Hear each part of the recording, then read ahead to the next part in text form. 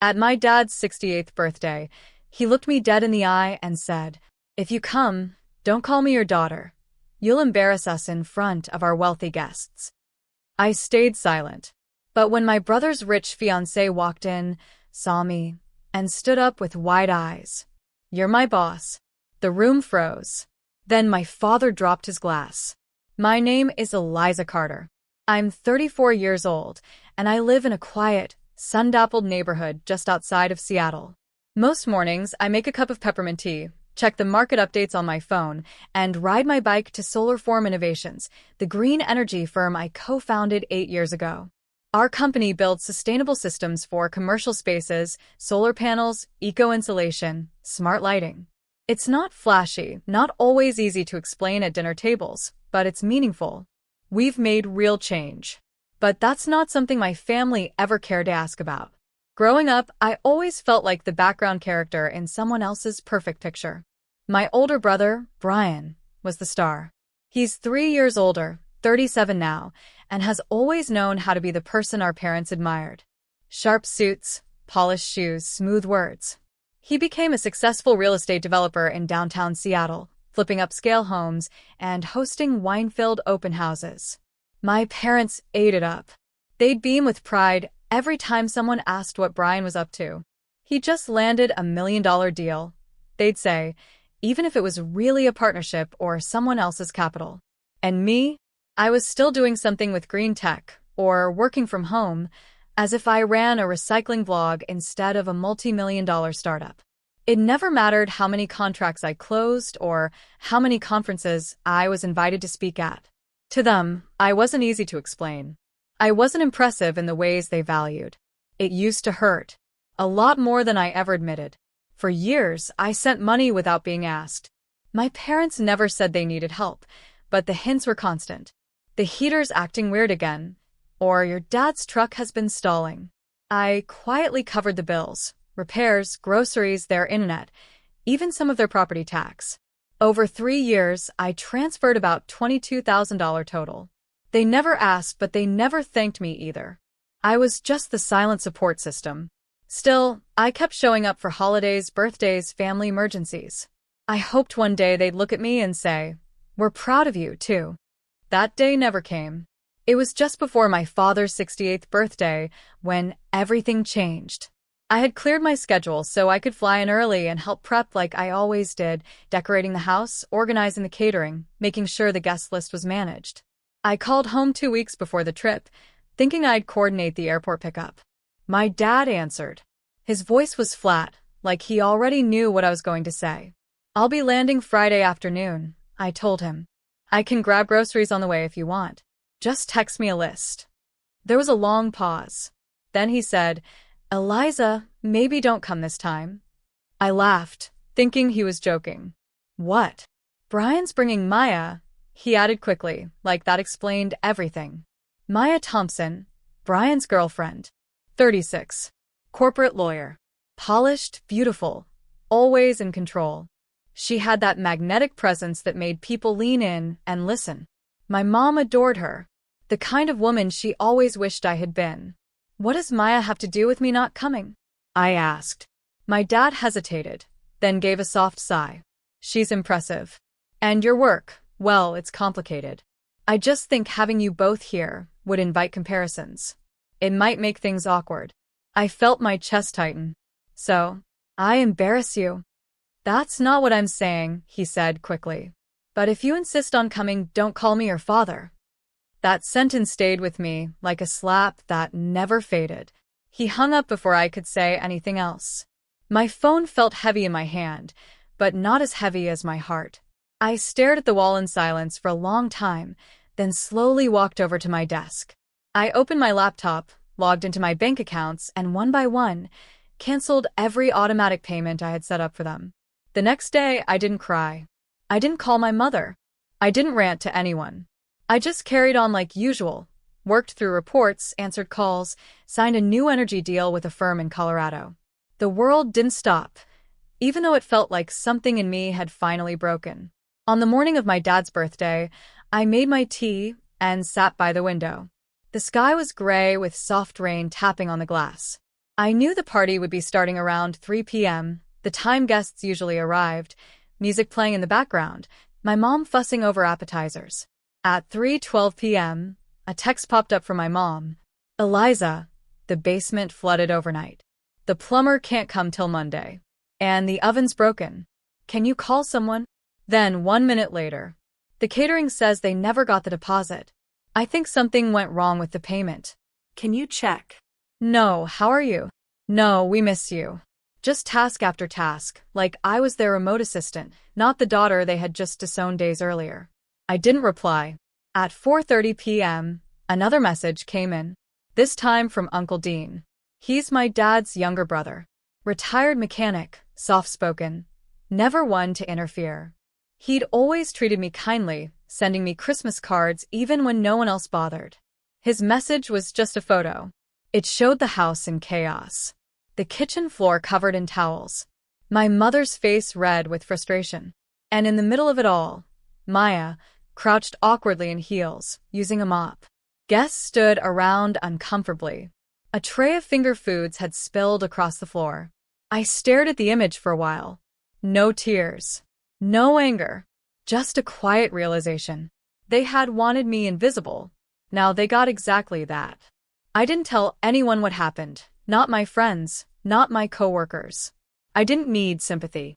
I wasn't sad in the usual sense. It was something deeper. A quiet detachment, like I'd finally woken up from a long, exhausting dream.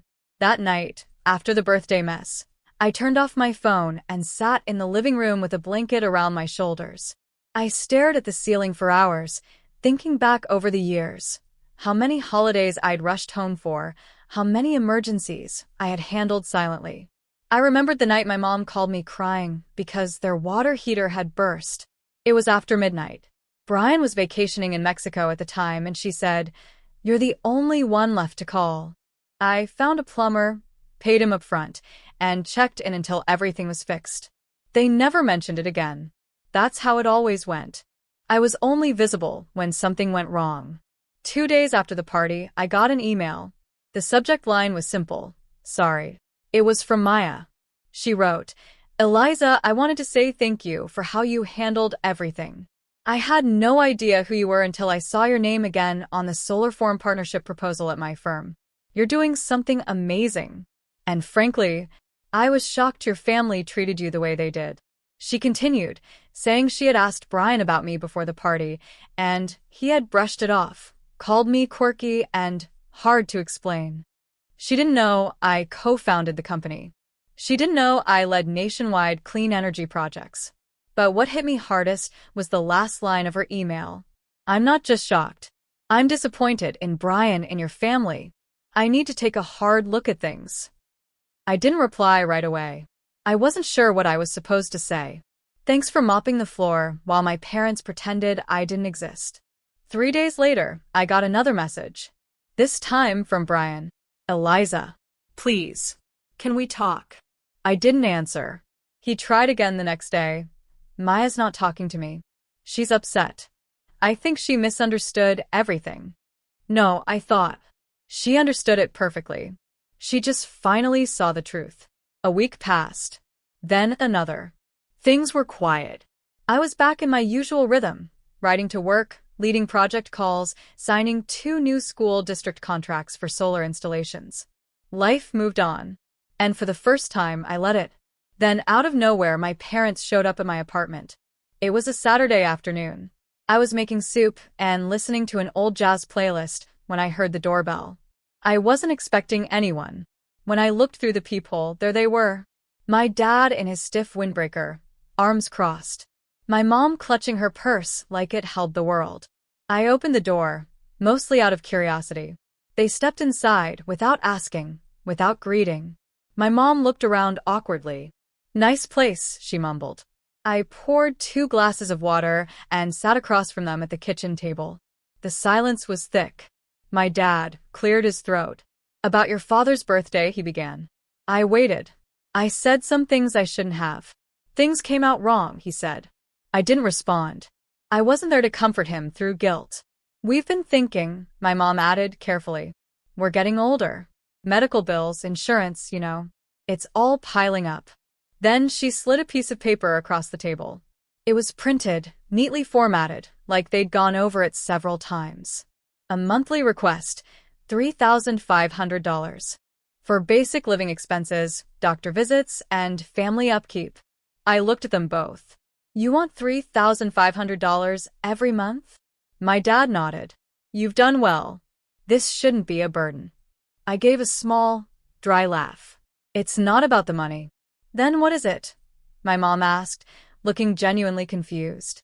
I set down the glass. Let's split it. Brian pays half. I'll pay the other half.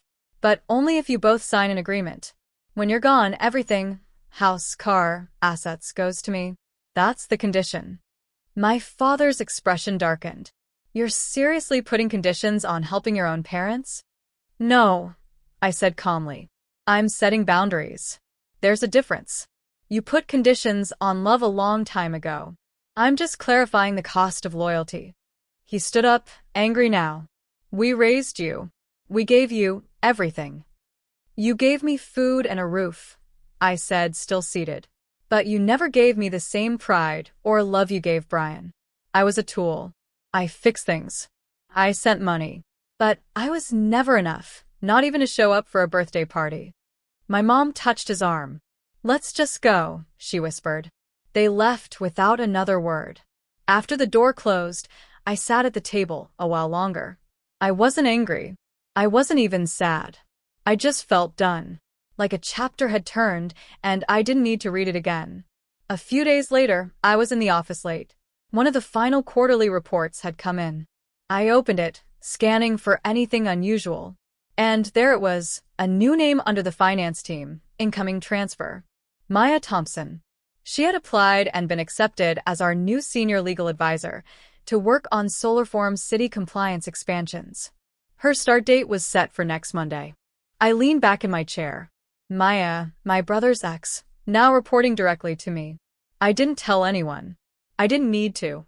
The world has a way of tying its own loose ends. People eventually learn the truth, whether you say it aloud or not. When Monday came, Maya entered the office with quiet confidence.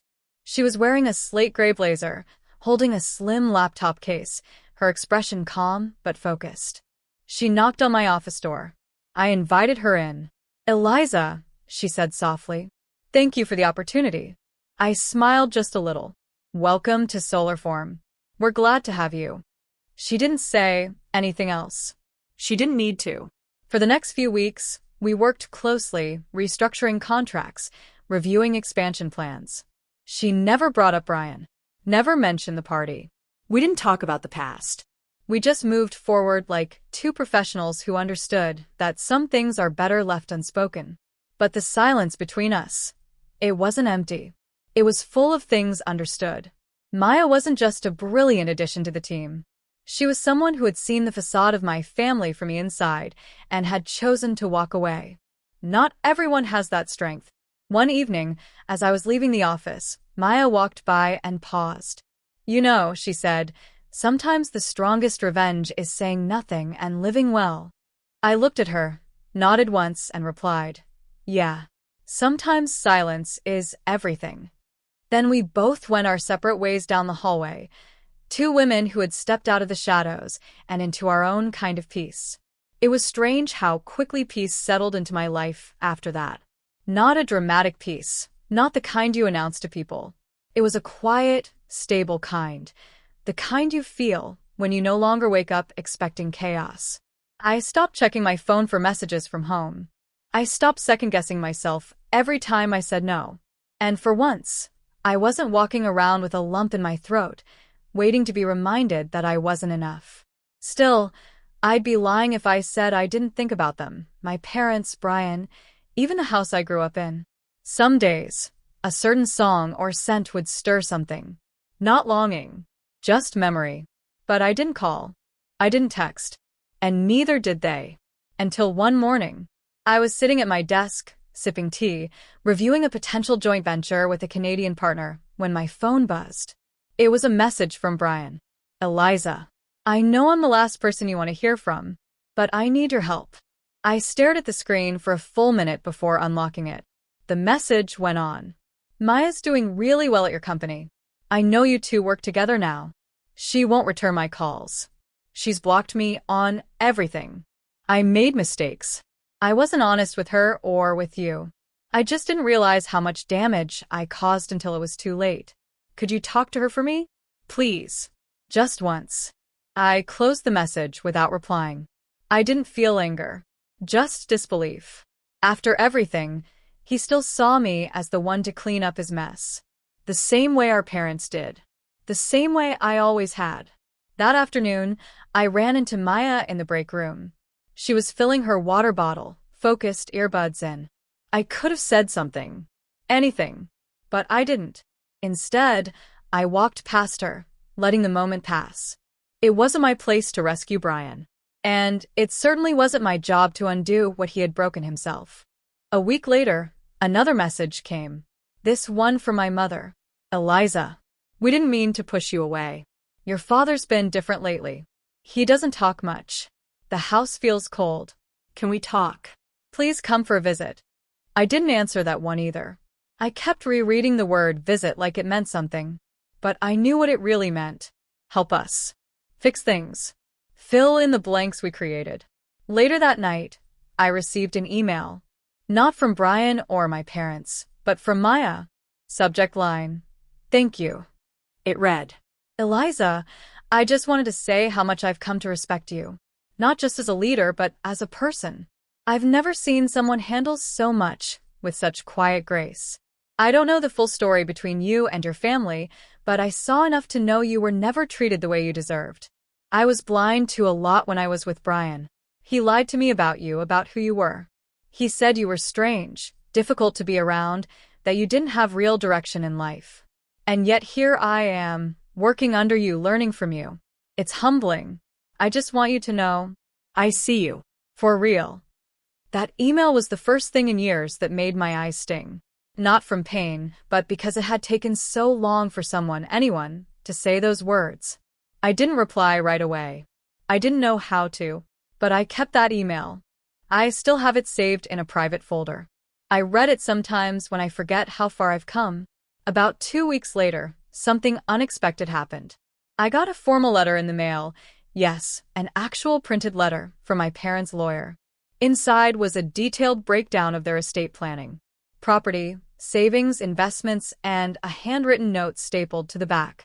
Eliza, we're transferring the house to you in advance. Consider it a small acknowledgement of everything you've done for us over the years. We understand if you never want to speak to us again. But this is our way of saying thank you, and we're sorry. It didn't say love. It didn't say proud. But it said sorry. For them, that was a mountain moved. I took the letter and tucked it into a drawer. I didn't need their house. I didn't even want it. But I accepted it, not as a gift, but as closure. The kind that doesn't always come wrapped in hugs or apologies. Sometimes it just shows up in ink and signatures and the silence between words. Things at work were growing fast. We signed 2 major city contracts for school energy retrofits and secured a large environmental grant. Maya led our legal team like she'd been with us from day one. We rarely spoke about personal matters, but sometimes she'd linger in my office doorway before heading home, as if waiting for me to say something. I never did. And neither did she. But there was peace in that. A shared understanding. One rainy Friday, as I was packing up to leave, Maya knocked on the door. Eliza, quick question. Sure, I said, glancing up. She stepped in slowly. Have you heard from Brian lately? I raised an eyebrow. Why? She exhaled. He emailed me again. Said he's spiraling. Said he lost everything. That he regrets everything. I shrugged. Sounds like his pattern. She hesitated. Do you think he ever truly understood what he did to you? I looked at her for a moment, then replied, maybe. But even if he did, it doesn't undo the years he spent letting me carry all the weight just so he could keep looking perfect. Maya nodded. That's what I thought. Before she left, she turned around. You know, sometimes I think the universe sends people like you into lives like mine for a reason. To remind us what quiet strength looks like. I didn't respond. I just smiled faintly, and turned off the lamp. Later that night, I opened my old photo album, the one with our childhood pictures, beach trips, holidays, birthday cakes. Brian always front and center. Me usually to the side, holding something, doing something, rarely looking at the camera. I closed the album gently. That girl in the corner, she'd come a long way. She didn't need applause. She didn't need to fix anyone anymore. And she didn't need to be understood by people who never made the effort. What she needed, what I needed, was exactly what I'd given myself. Distance. And the strength to stay silent even when the world demanded a reaction. A month passed without a word from Brian or my parents. I'd stopped wondering what they were doing, what they were thinking. There was something peaceful about that silence. Not the kind that makes you feel lonely, but the kind that gives you space to finally breathe.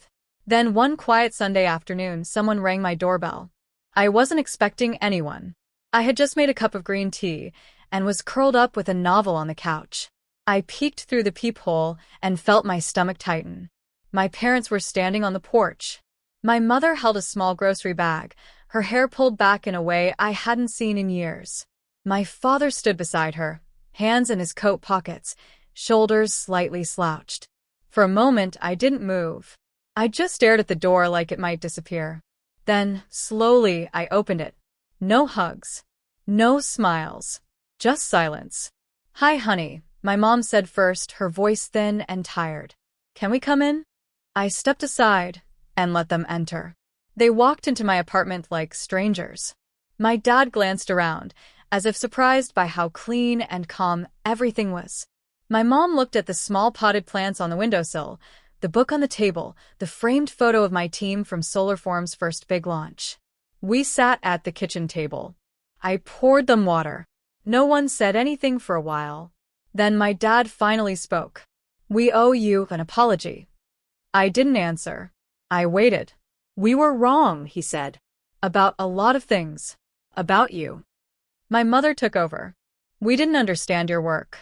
We didn't understand your world. We thought Brian had it all figured out and we didn't give you a chance." I folded my hands in front of me, calm. "So, why are you really here?" She hesitated, then looked down at the bag. "We brought you this. Just groceries. We thought maybe we could talk." I stared at them. After years of silence. After telling me not to show up, because I'd make things awkward. My father spoke, quieter now. "We didn't realize what we were doing. Not until everything fell apart. You didn't realize after I paid for your repairs, your bills, your car problems?" I asked. "You didn't realize when I sat quietly every holiday while you praised Brian for buying another condo?" "We didn't ask you to," my mother said weakly. "No," I said. "You just let me. And then pushed me out the moment I no longer fit the picture you wanted to show others." My father looked away. My mother's eyes welled up. I still didn't cry. I couldn't. Then she spoke again. "We don't expect things to go back to how they were. But we're trying. We don't know how to fix this." I thought about that for a long second. Then I stood up, walked to a drawer, and pulled out a plain envelope. Inside was a letter I had written months ago, but never sent. It was a list. A list of every payment I had made for them over 3 years. $22,000, broken down line by line, repairs, groceries, water bills, vet costs, loan payments. I placed the letter on the table. My father opened it, eyes scanning quickly. When he reached the end, he looked up at me. "You kept track?" I nodded. "Not for the money. For the reminder. So I wouldn't forget how far I'd gone trying to be enough." My mom spoke again, her voice low. "We never meant to take advantage." "But you did," I said. "And now, when Brian's relationship falls apart and your party crumbles without me there to fix it, now you want to reconnect." They didn't argue. They didn't deny it. That was the only thing that kept me from asking them to leave. Then my mom asked, barely above a whisper, "Is there anything we can do to earn your trust again?" I looked at them for a long time. "Start by seeing me as I am," I said. "Not as your backup plan. Not as your invisible daughter. But as a full person. Someone who built something real, even when you never looked." My father gave a slight nod, his expression unreadable. "I'm not saying things will be fixed," I continued. But I'm not the same girl who stayed silent so everyone else could be comfortable. I won't play that role anymore. We sat there in silence a while longer. Eventually, they stood to leave. My mom paused by the door. "Thank you for letting us in," she said. I nodded. "I didn't do it for you. I did it for me." After they left, I sat back down at the table and looked out the window. The sky was fading to gold, clouds parting just enough to let the light in. It wasn't a happy ending, but maybe it didn't need to be. That night, I got one final message. It was from Brian. No apology. No explanation. Just 2 lines. "I heard they came to see you. They said you didn't yell. Just told the truth. I don't know how you do it. I wish I could go back." I didn't reply. There was nothing to say. Because I didn't need them to regret. I didn't need them to apologize on their knees or make grand gestures. I had already done the hardest part. I let go of the version of myself that waited to be seen. Now I wake up to quiet mornings, focused work, and friendships that don't ask me to shrink. I drink my tea without interruptions. I come home to a space that reflects who I am, not who I'm expected to be.